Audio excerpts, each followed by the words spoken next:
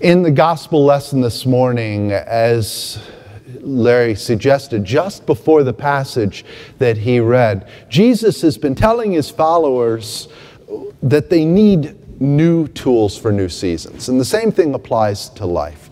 It applies to church, it applies to work, relationships, even the stuff we have. What worked before won't necessarily work again. We've got to have new wineskins occasionally. We can't keep using the same old ones. And at this point in Luke, Jesus was ministering in Galilee. He called the tax collector Levi to follow him. Now, Levi was so overjoyed or compelled or felt something. The Bible doesn't tell us what his response was. It just says that when Jesus called him, he got up and he left everything and followed Jesus. Keep in mind, the Bible doesn't say what he felt, but it does say that he threw a big banquet for Jesus. For Levi, this new start was something to celebrate. I want to do something big. The Pharisees and the scribes saw what was happening and complained. They said, "Why does he," meaning Jesus, "eat with them, those people?" And Jesus said, "They need me. They need me." He could have added something sarcastic. He doesn't, but he could have said, "Obviously you think you're too good for that." He's far too genuine. Jesus loved the Pharisees and the scribes just as much as Levi and just as much as each one of us. He would never be snarky or sarcastic, but they want to set him up. They're not done yet. They don't accept the whole, "They need me." So they add a new question. Say there, Jesus, John's disciples like to fast just like the Pharisees' followers do. Why are your disciples always eating, merry, and having a good time? Jesus makes this self-revelatory comment that goes completely over their heads. He says, you don't make the wedding guests fast. Well, the bridegroom's with them, right? Crickets. It's as if a stand-up comedian has just bombed. They don't get it. It goes right over their heads. So Jesus tried a parable to maybe help nudge them along.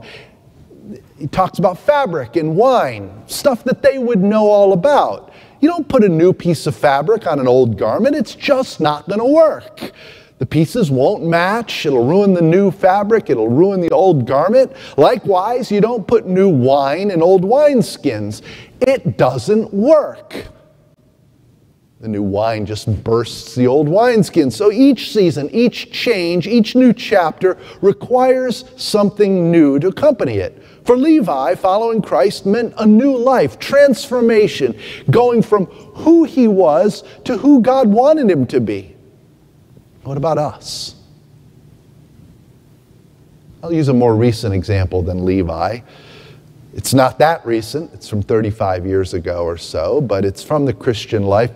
Many of you may know Henry Nouwen, the name Henry Nouwen. He was a Dutch Catholic priest, and you may know him from some of the 39 books that he wrote. Nouwen was a renowned scholar, and he taught at Notre Dame, then he taught at Yale, then he taught at Harvard.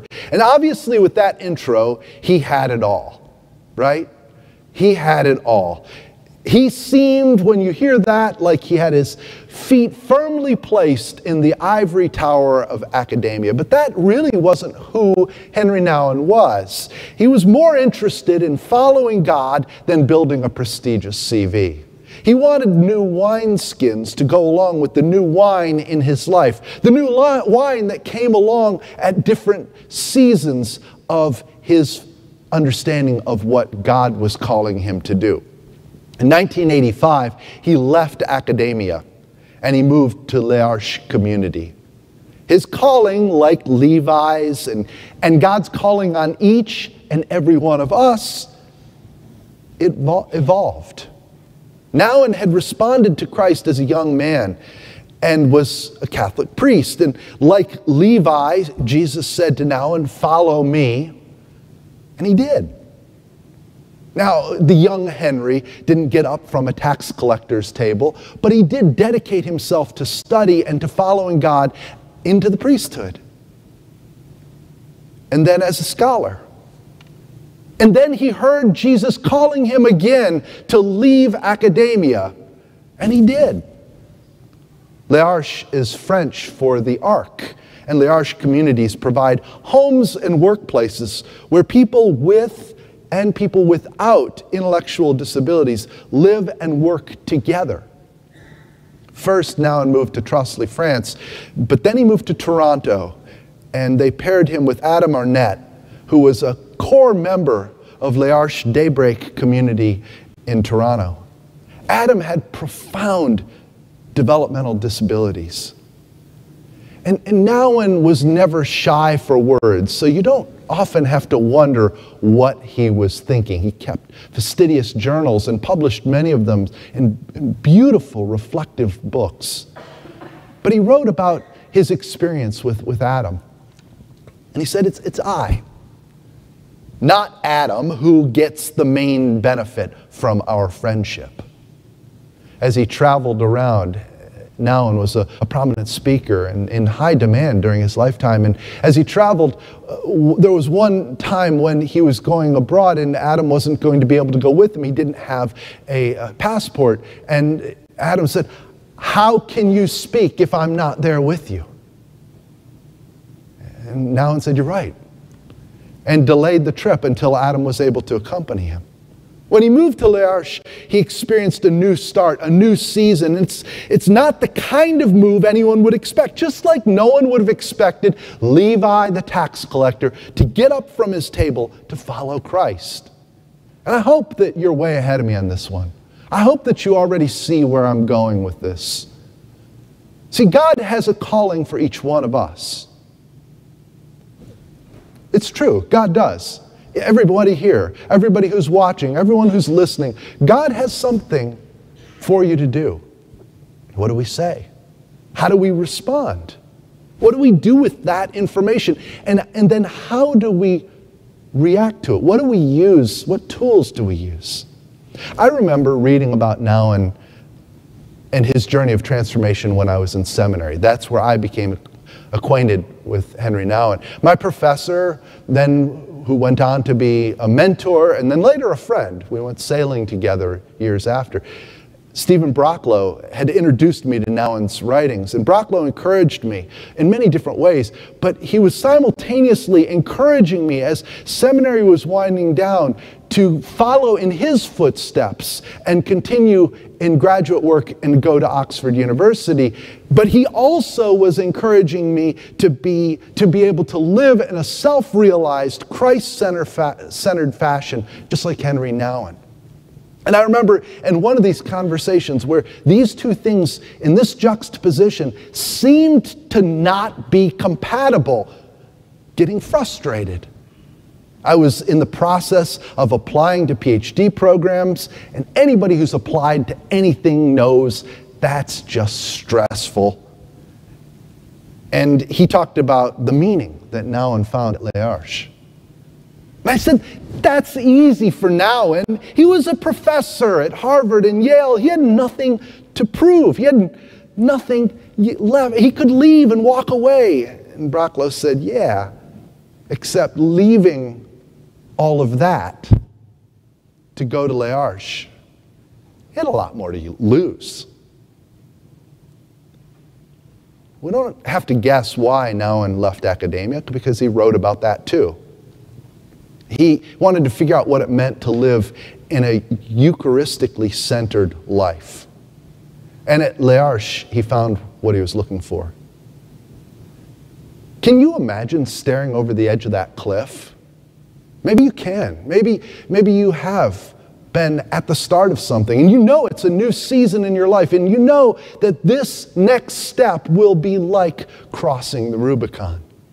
For Nouwen, having a professorship at one of the most prestigious institutions in the world and saying, I'm going to go do something different.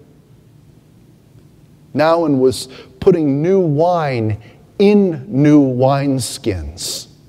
He wasn't trying to fit the new wine into an old wineskin. Can you imagine Levi? And maybe we have to use a little bit more of David Tracy's analogical imagination, but can you imagine Levi with this established career at the table getting up and walking away? I don't think we have to imagine, because we have new seasons all the time. Maybe not every day, but we go through different seasons in life. Students, you're going to graduate, and something will be next. And when it's next, whether it's work or school or something else, it'll be a new season for our college students. You will eventually graduate. I remember being an undergraduate, and it feels like that's just an eternity away, but eventually it happens. And then there's something new. Everybody. Relationships start. Sometimes relationships end. Jobs start. New jobs come along. Sometimes jobs end. Children enter our lives in a variety of ways. The Greek philosopher Heraclitus said, "No one ever steps in the same stream twice." Change is a constant.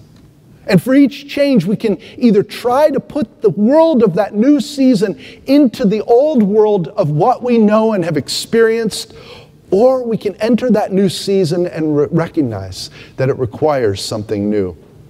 Alan Culpepper writes about this passage, Luke 5. The challenge to the church, that's us, has always been to distinguish the wine from the wineskins and to be ready always to find new skins for new wine. Repeatedly, however, the church has fought to preserve its old wineskins instead of preserving old wineskins and then expressing the frustration when they burst and the wine spills all over. We in the church should lead with the new wineskins. We should be ready and accustomed to radical changes, like Levi leaving the table to follow Christ, or now and leaving academia to go and live with people who no one else would imagine him going to live with. We should be comfortable in those situations. So back to us, back to you. And your big changes, your new seasons. Every single day is an opportunity to start something new. Every day can be the first step in how we're going to deal with that new season, that new change. Do we get up? Do we make a bold step? Do we look for those new ways, those new wineskins to approach this new world? Or do we look back at the way things have always been? Jesus calls each one of us to live in bold moves and to live in what is a Eucharistically centered life. Now, the Eucharist isn't a word that we use in our tradition often. The Eucharist is a word from other traditions, but this is the celebration of our Eucharistic meal. These elements here, this bread, this cup, these elements symbolize this new journey.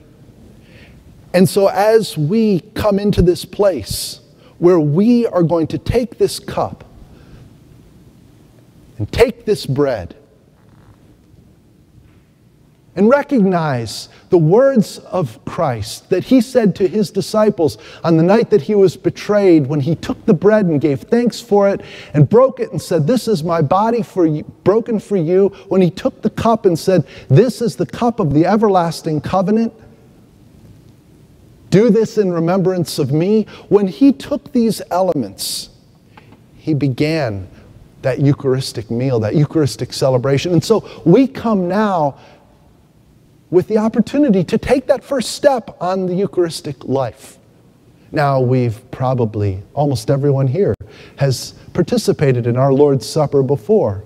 But as we come to the table today, I want to invite you to take this bread and this cup and take it in a way that you think about how your life will reflect living a Eucharistically Christ-centered life.